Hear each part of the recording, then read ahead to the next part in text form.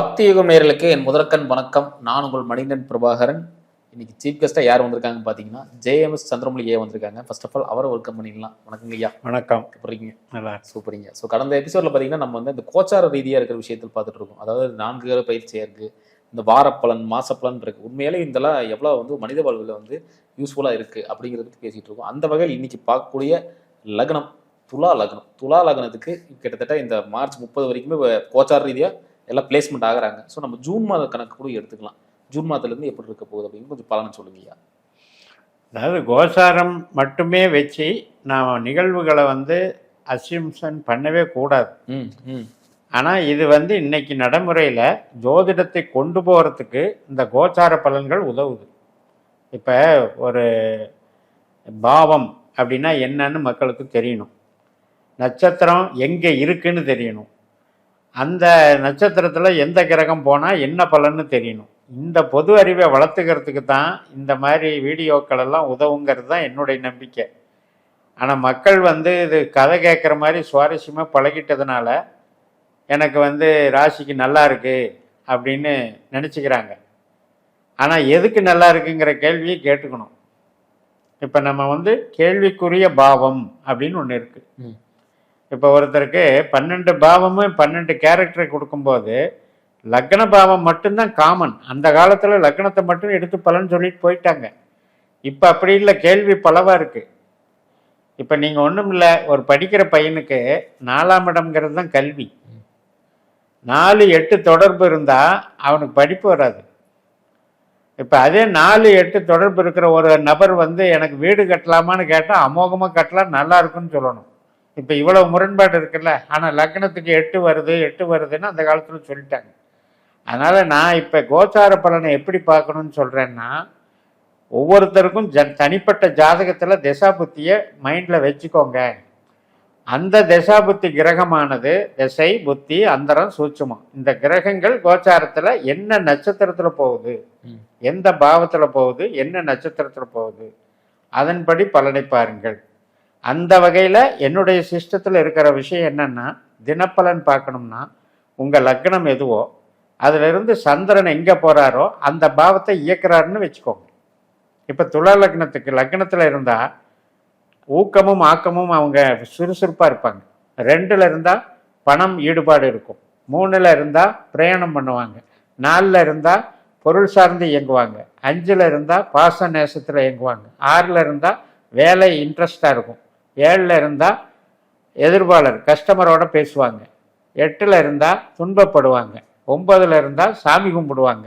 10ல் இருந்தால் தொழில் பண்ணுவாங்க, பதவி கிடைக்கும், கௌரவமாக இருப்பாங்க. 11ல் இருந்தால் மன திருப்தி, நண்பர்களோட உல்லாசமாக இருப்பாங்க. 12ல் இருந்தால் செலவு பண்ணுவாங்க. இதில் எவ்வளோ விஷயம் இருக்குது. அப்போ சந்திரன் துலா லக்னத்துக்கு தினப்பலனை தருகிறார் அப்படி எடுத்துக்கோங்க. அடுத்து வாரப்பலன் எனக்கு எப்படி பார்க்கணும் அப்படின்னு கேட்டால் புதனை எடுத்துக்கோங்க. இப்போ புதன் இன்னைக்கு கோச்சாரத்தில் புதன் வந்து இதில் இருக்கார், சுக்கரனுடைய நட்சத்திரத்தில் இருக்கார், மேஷத்தில் நம்ம பேசிகிட்டு இருக்கிற நேரத்தில். அப்போ 7ல் இருக்காருன்னு அர்த்தம். அப்போ 7ல் இருக்காரு, ஆனால் சுக்கரனுடைய பலனை தர்றாரு அப்படி புரிஞ்சுக்கணும் அந்த வாரம் பூரா. அப்போ சுக்கரன் வந்து இவருடைய ஜாதகத்தில் என்ன கேரக்டர் வாங்கியிருக்காரோ அந்த பலனை அந்த வாரத்தில் இவர் அனுபவிப்பார். ஒரு குழந்தைக்கு போய் கல்யாணம்னு சொல்ல முடியுமா? துலா லக்னத்தில் 80 கோடி பேர் இருக்காங்க. ஒரு குழந்தைக்கு 7ஆம் இடம்னு கல்யாணம்னு சொல்லக்கூடாது. 7ஆம் இடம்னா ஏதோ விளையாட்டுன்னு சொல்லணும், படிப்புன்னு சொல்லணும். அதே கல்யாணத்துக்கு வரன் பார்த்துட்டு இருக்கவங்களுக்கு 7ஆம் இடம் இயங்கும். ஈடுபாட்டுக்கு தகுந்த மாதிரி கிரகம் இயங்கும். அப்படி நீங்கள் பொருள் எடுத்துக்கலாம். இப்போ புதன் வாரப்பலன்னு அப்படி கொடுப்பார். 7ஆம் இடத்தை இயக்கிறதுனால ஒற்றைப்படை பாவங்கள் எல்லாம் உறவுகளுக்கு நல்லது, கஸ்டமர் சாட்டிஸ்ஃபேக்ஷன் நல்லாயிருக்கும், திருமண உறவுக்கு சாதகமாக இருக்கும்.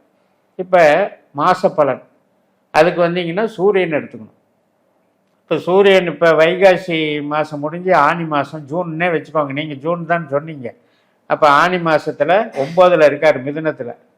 அப்போ மிதுனத்தில் 9ஆம் பாவத்தில் இருந்து நம்ம கேட்குற கேள்விக்கு என்ன செய்வார்னு பலன் பார்க்கணும். இப்போ சூரியன் 9ல் இருக்கும்போது சார் எனக்கு காசு கிடைக்குமான்னு ஒரு கேள்வி. அப்போ எப்படி பார்ப்பீங்க? 2ஆம் இடத்துக்கு அது என்ன பலன்னு பார்ப்போம். 2ஆம் இடம் எது? விருச்சிகம். விருச்சிகத்திலிருந்து என்னங்க சூரியன் இருக்கிறது 8ஆ வருது. அப்போ 9ல் இருக்கும்போது இந்த வாரம் இந்த மாதம் கஷ்டம்பான்னு சொல்லணும். 3ஆம் இடம், நான் வந்து ஏதாவது என்னுடைய பிரயாணம் போவேனா, டாக்குமெண்ட் சம்மந்தப்பட்டது டீல் பண்ணுவேனா, அது மாதிரி ஒப்பந்தம் பண்ணுவேனா, அதுக்கெல்லாம் 3ஆம் இடம் ட்ரான்ஸ்ஃபர் ஆகுமா, அதுக்கெல்லாம் பாசிட்டிவாக இருக்கும். 4ஆம் இடம் வீடு கட்டுவேனா, நீயா உன்னால் கட்ட முடியாது, யாரோ கொஞ்சம் ஹெல்ப் பண்ணி தான் கட்டுவேன். ஏன்னா 4ஆம் இடத்துக்கு அது 6ஆம் இடம். குழந்தை பெற்றுக்கலாமா, குழந்தை உறவுக்கு நல்லா இருக்குமா, அல்லது ஒரு ஜாலியாக இருக்க முடியுமா, இந்த மாதத்தில் நான் வந்து ஒரு என்டர்டெயின்மெண்ட்டுக்கு போகலான் இருக்கேன், அல்லது என்னுடைய என்டர்டெயின் ஃபீல்டில் நான் ஒர்க் பண்ணுறேன், அதில் நான் சக்ஸஸ் ஆகுனா, அப்போ 5ஆம் இடத்துக்கு அது நல்லா இருக்குது. 9ஆம் இடம் சுப விளைவாக இருக்குது. இப்படி 12 பாவத்துக்கும் கணக்கு எடுத்திங்கன்னா அந்த கேள்விக்குரிய பாவத்துக்கு கோச்சாரம் என்ன சொல்லுதுன்னு தெரிஞ்சுக்கலாம். இது காமன். அடுத்தது தான் நீங்கள் சொன்ன மாதிரி வருடப்பலன். இந்த குரு, ராகு, சனி, கேது இத்தனை பேர்களையும் நாம் போட்டு குழப்பிக்க வேண்டியதில்லை. நமக்கு என்ன திசை நடக்குதுன்னு பார்க்கணும். இந்த ராஜகிரகங்களில் குரு திசையோ சனி திசையோ ராகு கேது திசைகளோ நடந்தால் மட்டும் இவங்களை பாருங்கள், இல்லைன்னா விட்டுருங்க, அதை பற்றி ஒரே பண்ணிக்காதீங்கன்னு தான் திரும்ப திரும்ப. தசாபதியில் நடக்கும்போது மட்டும் பார்த்தா போதும். இப்போ ஒரு சின்ன சூட்சுமம் கூட நடக்கும். ஒரு திசை வேற திசை நடக்குது, ஆனால் குருவோ சனியோ ராகுவோ ஒரு சூட்சுமம் வராமல் இருக்காது கண்டிப்பாக. அப்போ அந்த சூட்சும பீரியட்லையாவது அந்த வேலையை செஞ்சிடும். அதுக்காகத்தான் நம்ம பலனில் வந்து 8, 12 பயமுறுத்துறது. இப்போ என்னன்னா ஐயா, இப்போ நீங்கள் சொன்னீங்க சூட்சமம் சொன்னீங்க, ஒருத்தர் ரொம்ப நெகட்டிவாக ஒருத்தர் சுக்கரனே இருக்காரு, நெகட்டிவாக இருக்காரு. ஸோ அவர் கொடுக்குற சூட்சமத்தில் ஃபுல்லான வலிவை கொடுத்துருவாரா, இல்லை அதுக்கு தகுந்த மாதிரி இத்தனோடு தான் கொடுப்பாரா?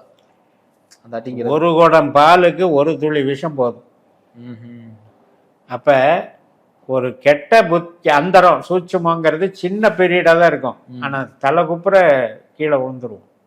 அதனால் திசை நல்லா இருந்தால் மட்டும்தான் நமக்கு சேஃப்டி. புத்தி வந்து திசைக்கு சப்போர்ட் பண்ணால் இன்னும் நல்லா சேஃப்டி. அந்தரம் புத்திக்கு சப்போர்ட் பண்ணால் பரவாயில்ல. நான் எப்போவுமே கஸ்டமர்கிட்ட பேசும்போது எம்டின்னு எடுத்துக்குவேன், திசையை புத்தியை மேனேஜர்னு எடுத்துக்குவேன், அந்தரத்தை சூப்பர்வைசர்னு எடுத்துக்குவேன், சூட்சமத்தை வந்து ஹெல்ப்பர்னு எடுத்துக்குவேன். இதுக்கு யாருக்கு யார் நல்லா இருக்காரு, இதைத்தான் பண்டைய காலத்தில் வந்து நிறைய வேர்டு வச்சு கூப்பிடுவாங்க. போதகன், சாதகன், அந்த மாதிரி வேர்டை வச்சு வேதகன் அப்படின்னு சொல்லி கூப்பிடுவாங்க. அது மாதிரி ஒரு திசை நல்ல திசை நடந்தால் அவர் சேஃப்டியாக இருந்தாலும், ஒரு சூட்சுமம் கெட்ட சூட்சுமம் 10 நாள் நடந்தாலும் அது பெரிய ப்ராப்ளத்தை உண்டு பண்ணிடும். அதனால் ஜோதிடத்தில் நம்ம கேள்வி என்னன்னு பார்த்துக்கணும், நம்ம ஈடுபாடு என்னன்னு பார்த்துக்கணும். நிகழ்வுகள் தாங்க ஜோதிடம். அதை விட்டுட்டு கிரகம்தான் ஜோதிடம்னு நம்ம மக்கள் நம்பிட்டு இருக்கிறனால தான் பிரச்சனை வருது. குருன்னா எனக்கு நல்லதே தான் நடக்கும், சனின்னா எனக்கு கெட்டதே தான் நடக்கும், இந்த நம்பிக்கையில் இருக்கிறனால தான் ஜோதிடத்தில் பிரச்சனை இருக்குது. பாவம் தான் முக்கியம். இப்போ நீங்கள் வந்து லக்னம் வந்து உங்களுக்கு சனியை இயக்குதுன்னா உங்களுக்கு சனி நல்லவர் தான். அதே மாதிரி எனக்கு ராகு வந்து எனக்கு லக்னத்தை இயக்குறாருன்னா ராகுனுடைய குணாதிசயம் இருக்கும், ஆனால் அந்த ராகு தான் எனக்கு நன்மை செஞ்சாகணும். என் உடம்பையே வளர்த்து விடுறவரே ராகு தான். அப்படி கன்சிடர் பண்ணாமல் ராகுன்னா பயப்படுறது, சனின்னா பயப்படுறது, இதில் தான் பிரச்சனை. இந்த மாதிரி நம்ம பார்க்க தேவையில்லை. ஆமாம். அதாவது இப்போ கோச்சார பலனை பார்க்கறதுக்கு காரணம் என்ன அப்படின்னா, இப்போ நீங்கள் இன்னைக்கு கோச்சாரத்தில் ஒரு குழந்தை பிறக்கும், அன்றைய கோச்சாரம் தானே ஜாதகமாக மாறுது. அப்போ அப்படியே பார்க்க ஒவ்வொரு நிமிஷத்துக்கும் உங்களுக்கு ஜாதகம் உருவாகிட்டே இருக்கு. இப்போ நான் பண்ணுற மெத்தட்லையெல்லாம் ஒரு 2 நிமிஷம் இடைவெளியில் தனிப்பட்ட சரித்திரம் உள்ள ஜாதகங்கள் பிறந்துக்கிட்டே இருக்கு. அதை விட்டுட்டு நீங்கள் போய் ராசி பலன் லக்ன பலன் மொத்தமாக பலன் சொல்லணுன்னா என்ன பிரயோஜனம்?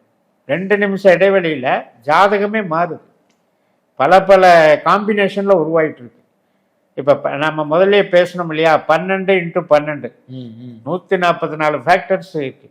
இன்னும் வந்து 2319 ஃபேக்டர்ஸை உள்ள டெப்த்தாக போகலாம். அந்த அளவுக்கு இன்றைக்கி ஜோதிடம் வளர்ந்துட்டு இருக்கும்போது கோச்சார பலன் என்பது நம்ம கேள்விக்கு என்ன பண்ணணும் கேட்டால் போதும். அதில் நமக்கு திசாபுத்தி அந்தரம் கம்பைன் பண்ணி பார்க்க தெரியணும். தெரிஞ்சிட்டா இந்த கோச்சார பலன் நன்மை செய்யும். இப்போ துலாத்துக்கு 9ல் குரு வந்த உடனே பெருசாக அருளும் வந்துடாது. அதே மாதிரி கல்யாணம் ஆகாதவங்களுக்கெல்லாம் கல்யாணம் ஆகுன்னு சொல்லக்கூடாது.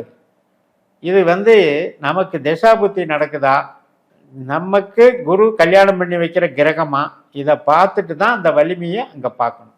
இப்படி தாங்க எல்லாம். சூப்பருங்க. அப்போ இந்த காலகட்டத்தில் உங்களுக்கு திருமணம் நடக்காமல் இருக்கு. நிச்சயமா 7ஆம் பாவத்துக்கு ட்ரிபிளா வேலை செய்யுது. 7ஆம் பாவம் மேஷம், 9ஆம் பாவம் பிரவிருத்தி பாவம், முன் பிரவிருத்தி. பிரவிருத்தி விருத்தின்னா 2ஆம் பாவம், பிரவிருத்தின்னா 3ஆம் பாவம், மல்டிப்ளை. அப்போ 7க்கு மல்டிப்ளையில் 9 இருக்கனால 2ஆம் கல்யாணம் பண்ணுறவங்களுக்கு கூட சூப்பராக இருக்கும். 9ஆம் விட 2வது மனைவி. அதே மாதிரி குழந்தை, 2வது குழந்தை 7ஆம் இடம், 3வது குழந்தை 9ஆம் இடம்.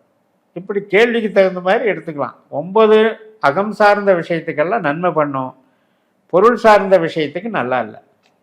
இப்போ ஒரு வேலை போகுதுன்னா 9 இருந்தால் தான் வேலை போகும். ஒரு தொழிலை இழுத்து மூடுறாரு, ஃபேக்ட்ரி இழுத்து மூடுறாருன்னா 10க்கு அது 12ஆக வேலை செய்கிறதுனால தான் அது போகுது.